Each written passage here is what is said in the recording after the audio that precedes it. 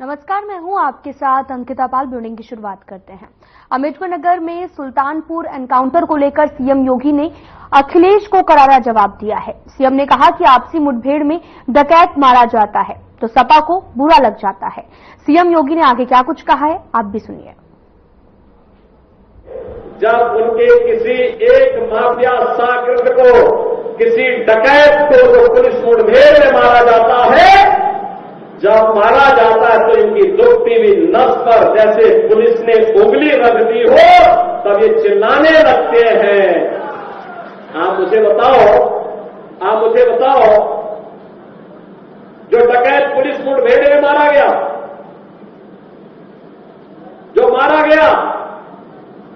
अगर वह डकैत जैसे हथियारों का प्रदर्शन करते हुए डकैती डाल रहा है, वहां ग्राहक भी बैठे हैं, ग्राहकों को खड़ा करके एक तरफ करके अगर गोली मार देता तो क्या उनकी जान को ये समाजवादी पार्टी वापस कर पाती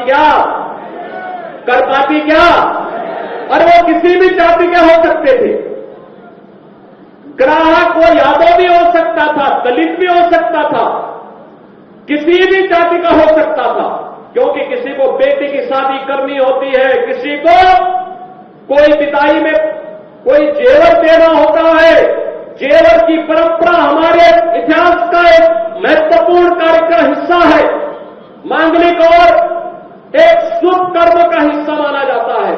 और अगर जेवर खरीदने के लिए किसी शराब और किसी सुनार के घर में व्यवसायिक प्रतिष्ठान में कोई ग्राहक गया है और उस ग्राहक के साथ लूट हो, उस व्यापारी के साथ सरेआम लूट हो, डकैती डाल करके करोड़ों रुपए की डकैती डाल दी जाए, अगर डकैत हत्या करके भाग गया और पुलिस के पास सुराग नहीं मिलती तो यही लोग बोलते देखिए साफ अराजकता है। और अगर पुलिस ने पकड़ लिया, कार्रवाई कर दी और फिर मुठभेड़ में, आपसी मुठभेड़ में डकैत मारा जा रहा है तो समाजवादी पार्टी को बुरा लग रहा है। कह रहे साहब ये नहीं। तो वहीं उत्तर प्रदेश के सीएम योगी आदित्यनाथ ने विश्व साक्षरता दिवस के मौके पर सभी प्रदेशवासियों को बधाई और शुभकामनाएं दी हैं। सीएम ने एक्स के जरिए ट्वीट करते हुए लिखा कि साक्षरता सभ्य, सशक्त और समृद्ध समाज की आधारशिला है। आइए हम सभी विकसित एवं आत्मनिर्भर भारत के निर्माण हेतु जन जन में शिक्षा की अलख जगाने का संकल्प लें।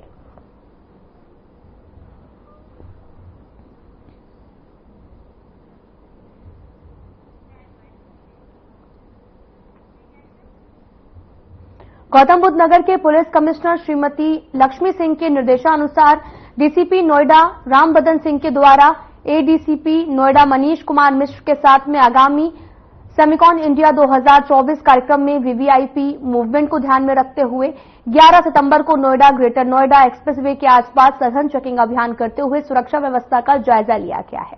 उनके द्वारा संबंधितों को भी निर्देशित किया गया है, संदिग्ध प्रतीत हो रहे वाहनों को रोककर उनकी तलाशी ली जाए, भीड़भाड़ वाले स्थानों पर सतर्क दृष्टि जो है वो रखी जाए। उनके द्वारा निर्देशित किया गया कि पीसीआर और पीआरवी वाहनों द्वारा भ्रमणशील रहते हुए लगातार पेट्रोलिंग की जाए।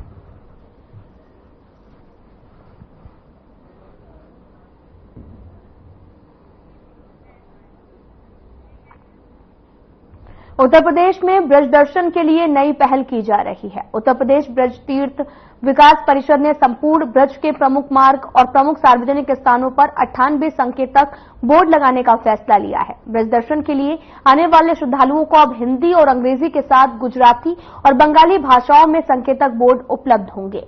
इससे श्रद्धालुओं को धार्मिक स्थलों तक पहुंचना भी आसान हो जाएगा। उत्तर प्रदेश ब्रज तीर्थ विकास परिषद ने संपूर्ण ब्रज के प्रमुख मार्ग, प्रमुख सार्वजनिक स्थानों पर 98 संकेतक बोर्ड जो है वो लगाए जाने का फैसला लिया है।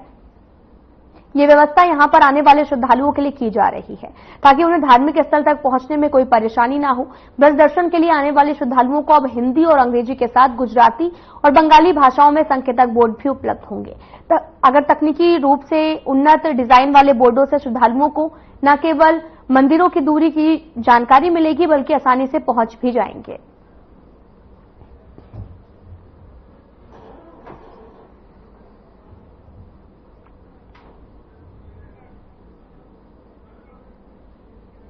तो बढ़ते हैं आगे। आपको बताते चले कि national clean air programme AP के स्वच्छ वायु सर्वेक्षण 2024 में आपको बताते चलें कि 43 शहरों को रखा जाएगा, जहां पर नोएडा ने अपना स्थान बनाया है। इसमें सबसे अच्छी रैंक उत्तर प्रदेश के 4 जिलों रायबरेली, फिरोजाबाद, झांसी और आगरा ने हासिल की है।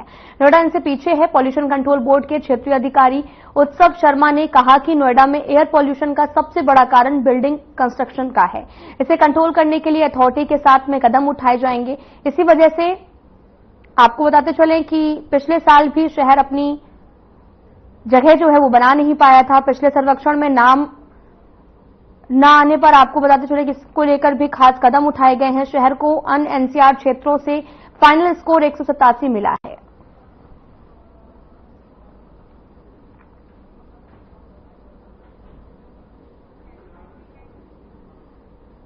तो बढ़ते हैं आगे। आपको ये बात पता हो कि देश में सबसे ज्यादा एक्सप्रेसवे का निर्माण यूपी में हुआ है और अब यूपी का कीर्तिमान अपने नाम करने जा रहा है और प्रदेश के एक्सप्रेसवे पर देश में पहली बार बिजली बनाने की परियोजना शुरू हो गई है। इसके लिए बाकायदा मसौदा बनाकर उसकी मंजूरी भी ली जा चुकी है और इतना ही नहीं, यूपी के 4 और एक्सप्रेसवे पर इसी तरह से परियोजना शुरू किए जाने की तैयारी है। और यूपी के आपको बताते चलें कि 296 किलोमीटर का यह एक्सप्रेसवे इटावा से निकलकर चित्रकूट तक जाता है और इसके दोनों किनारे पर जो है वो सोलर पैनल लगाकर सौर ऊर्जा से बिजली पैदा की जाएगी। माना यह भी जा रहा है कि इस प्रोजेक्ट से 450 मेगावाट बिजली का उत्पादन किया जा सकेगा।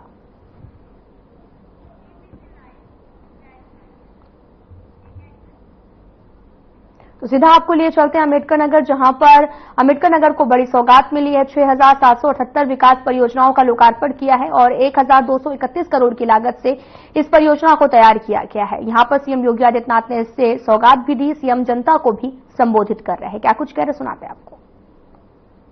भारत माता की, भारत माता की, भारत माता की, वंदे वंदे वंदे, जय श्री राम, जय जय श्री राम। जनपद अम्बेडकर नगर के कटहरी विधानसभा क्षेत्र के आज के इस कार्यक्रम में मंच पर उपस्थित प्रदेश सरकार में मंत्रिमंडल के मेरे वरिष्ठ सहयोगीगण, जल शक्ति मंत्री श्री स्वतंत्र देव सिंह जी, प्रदेश सरकार के हमारे कैबिनेट के मंत्रीगण श्री संजय निषाद जी, श्री ओम प्रकाश राजभर जी, आयुष मंत्री श्री दयाशंकर मिश्र दयालु जी, प्रभारी मंत्री श्री गिरीश चंद्र यादव जी, भारतीय जनता पार्टी के प्रदेश के उपाध्यक्ष विधान परिषद सदस्य डॉक्टर धर्मेंद्र सिंह जी, पदम सिंह चौधरी जी, डॉक्टर हरिओम पांडे जी, जिलाध्यक्ष भारतीय जनता पार्टी श्री त्र्यंबक तिवारी जी, जिला पंचायत अध्यक्ष श्री श्याम सुंदर वर्मा जी, पूर्व सांसद श्री रितेश पांडे जी, पूर्व जिलाध्यक्षगण श्री जमुना प्रसाद चतुर्वेदी जी, ज्ञान सागर सिंह जी, राम प्रकाश यादव जी, शिव नायक वर्मा जी, रमाशंकर सिंह जी, कपिल देव वर्मा जी, डॉक्टर मिथिलेश त्रिपाठी जी, पूर्व विधायक श्री त्रिवेणी राम जी, भारतीय जनता पार्टी के पूर्व विधायक श्री धर्मराज निषाद जी, अवधेश द्विवेदी जी, जिला पंचायत की पूर्व अध्यक्ष श्रीमती भारती सिंह जी, श्री सुधीर सिंह जी, ब्लॉक प्रमुख श्रीमती निर्मला सिंह जी, ब्लॉक प्रमुख कटहरी अनिल कुमार वर्मा जी, Bharatiya Janata party, Suhel Dev Rajbhar party, निशाकात party और एनडीए के हमारे सभी सहयोगी दलों के पदाधिकारीगण भारी संख्या में आज के इस लोकार्पण और शिलान्यास कार्यक्रम में उपस्थित जनपद अम्बेडकर नगर और खासतौर पर कटहरी विधानसभा क्षेत्र से जुड़े हुए मेरे सभी उपस्थित बहन और भाइयों, 1231 करोड़ रुपए की परियोजनाओं का लोकार्पण और शिलान्यास आज आपके इस कटहरी विधानसभा क्षेत्र में हो रहा है। इसके लिए मैं आप सबको हृदय से बधाई देता हूं, आप सबका अभिनंदन करता हूं। बहनों और भाइयों, कल गणेश चतुर्थी का पावन अवसर था। गणेश उत्सव के कार्यक्रम हर्षोल्लास के साथ पूरे देश के अंदर मनाए जा रहे हैं और हमारे अम्बेडकर नगर जनपद को गणेश उत्सव के अवसर पर अगर यह 1231 करोड़ रुपए की परियोजनाओं की सौगात मिल रही है तो इससे अच्छा गणपति की आराधना और क्या हो सकती है। यह धरती ऋषि मुनियों की धरती है, अयोध्या प्रांत की धरती है, महात्मा श्रवण की, मातृ और पितृभक्ति की धरती है। अनेक सिद्धों, संतों, ऋषियों ने अपनी पवित्र साधना से इस धरती को पवित्र किया, तो भारत माता के तमाम सपूतों ने भी भारत की सीमाओं की रक्षा करते हुए देश की आजादी के आंदोलन में और आजादी के उपरांत भी अपना सर्वस्व बलिदान भारत के लिए किया, भारत की माटी के लिए किया। यहां कर्म साधना की धरती है, श्रम साधना की धरती है और इसीलिए तो यहां का अन्नदाता किसान भी अपनी मेहनत से देश के विकास में अपना योगदान दे रहा है। बहनों और भाइयों, ऐसी पावन धरा को कोटि कोटि नमन करते हुए आप सभी उपस्थित बहनों और भाइयों का अम्बेडकर नगर वासियों को बधाई देते हुए अपनी मैं इस अवसर पर अभिनंदन करता हूं, स्वागत करता हूं। बहनों और भाइयों, ये विकास की परियोजनाएं आज जो आपको प्राप्त हो रहे इतनी आसानी के साथ, आज जो सुरक्षा का वातावरण है, आज जो विकास गांव-गांव तक पहुंचने के साथ जुड़ रहा है, क्या ये 2017 के पहले भी संभव था क्या? बहनों भाइयों, 2017 के पहले का उत्तर प्रदेश आप सबसे किसी से भी अछूता नहीं है कि क्या उत्तर प्रदेश के अंदर था, क्या उत्तर प्रदेश के अंदर होता था 2017 के पहले। यही उत्तर प्रदेश है जहां पर हर जिले में समाजवादी पार्टी और कांग्रेस के नेतृत्व में पलने वाले माफियाओं की समानांतर सरकारें चलती थी। यह अम्बेडकर नगर में भी चलती थी। याद करिए, हिंदू जागरण मंच के अध्यक्ष, टाटा जनपद के ही निवासी, हमारे एक प्रमुख कार्यकर्ता की हत्या यहां होती है और कोई सुनवाई नहीं होती, कोई सुनवाई नहीं हो रही थी। तब भी मुझे आंदोलन करने के लिए अम्बेडकर नगर जनपद में आना पड़ा था।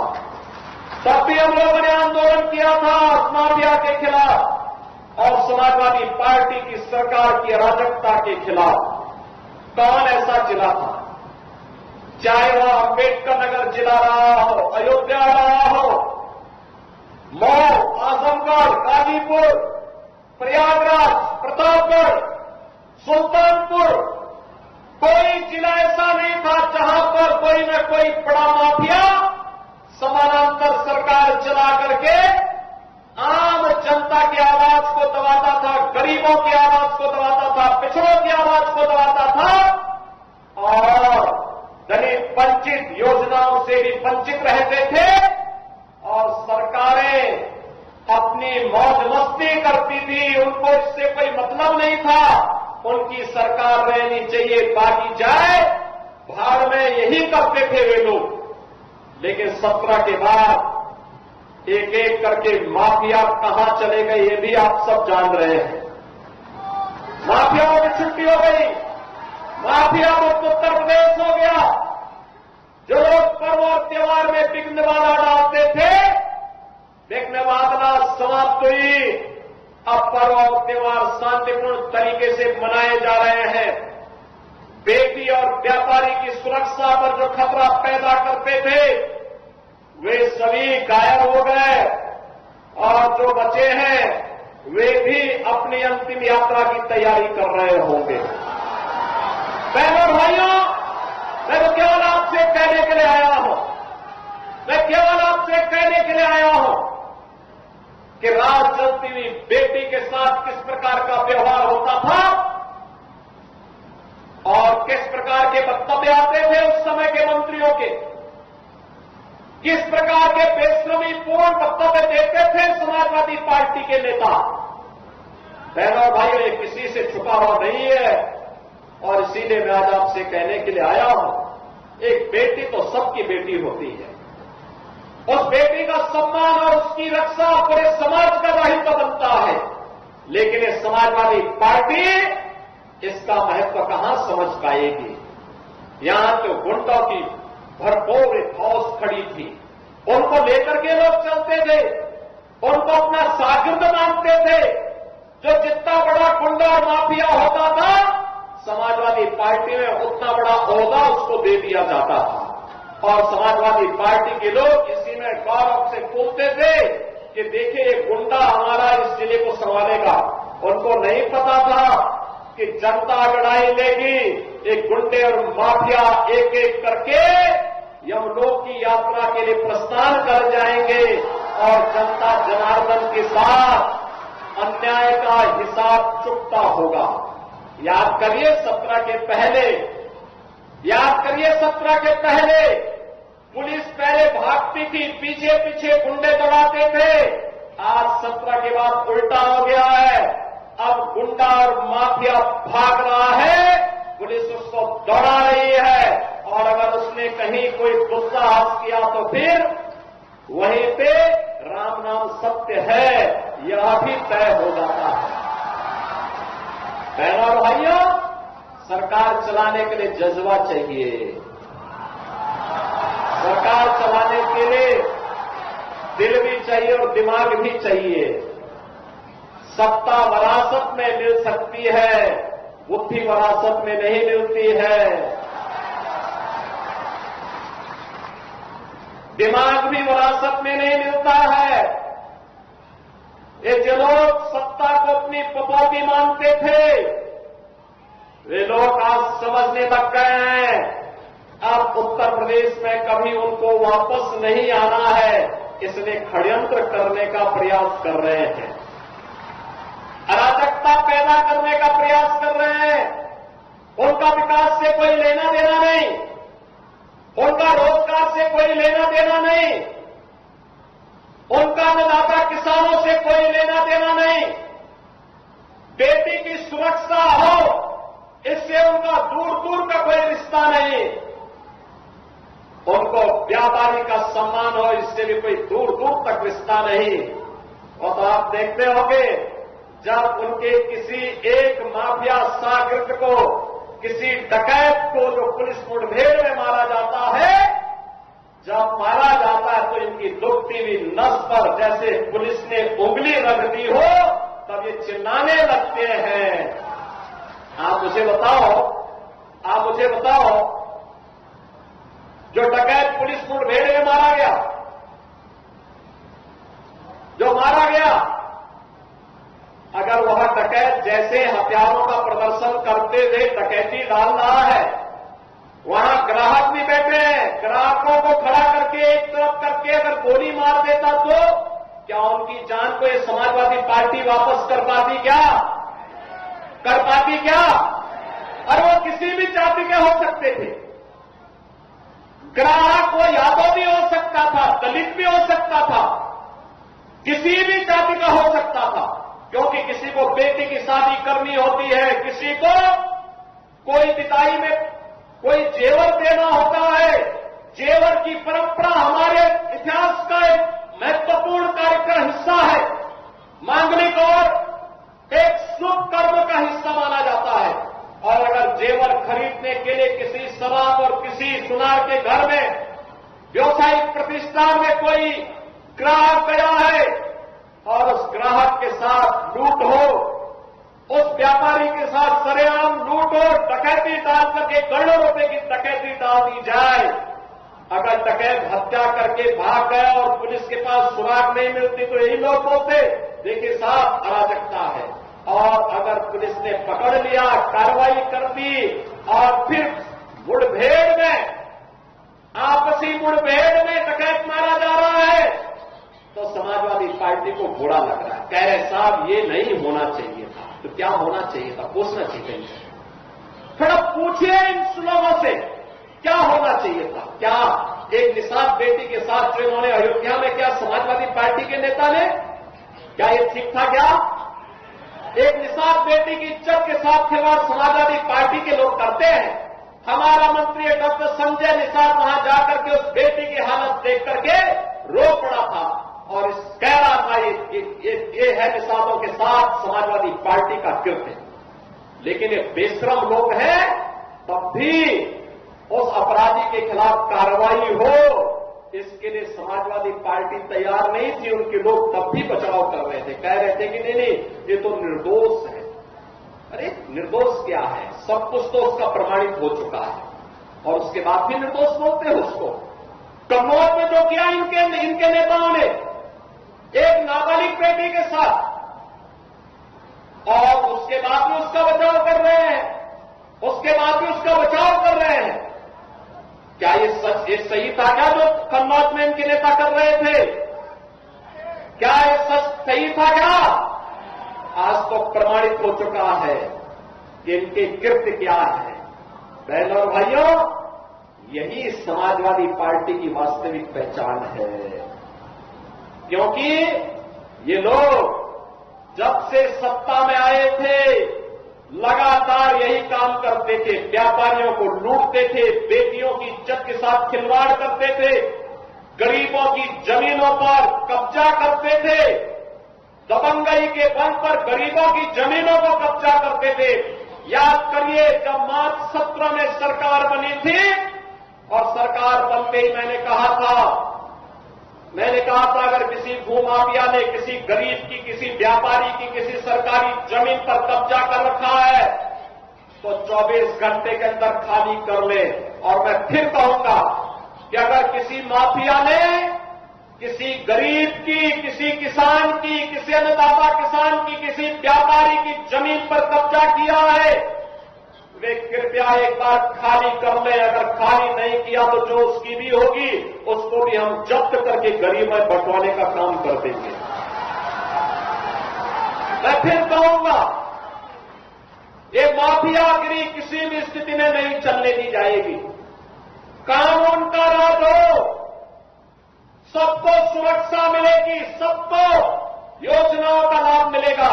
लेकिन अगर कोई कानून को ठेका दिखाने का काम करेगा तो उसका काम तमाम करने का काम भी सरकार करेगी और इसके लिए किसी भी हद तक जाकर के उसके दुस्साहस का जवाब देगी। और आज बहनों और भाइयों यही कहने के लिए मैं आज आपके पास आया हूं। मैं इसीलिए आपके पास आया हूं। ये लोग जाति के नाम पर आपको भिड़ाने का काम करेंगे, आपस में लड़ाने का काम करेंगे। ये लोग अराजकता पैदा करवाने के लिए, आपके पर्व और त्योहारों में विघ्न और बाधा डलवाने के लिए, बेटी की सुरक्षा को सेंध लगाने के लिए, व्यापारी की सुरक्षा में सेंध लगाने के लिए अन्नदाता किसानों को शोषण करने के लिए ये लोग इसी प्रकार से फिर से जाति के नाम पर लड़ाने का काम करेंगे, क्योंकि इनका पूरा इतिहास ही षड्यंत्रों का है, पेशेवर अपराधियों। अब सीएम योगी आदित्यनाथ को सुन रहे थे, जो जनता को संबोधित कर रहे थे। फिलहाल इस बुलेटिन में इतना ही। नमस्कार।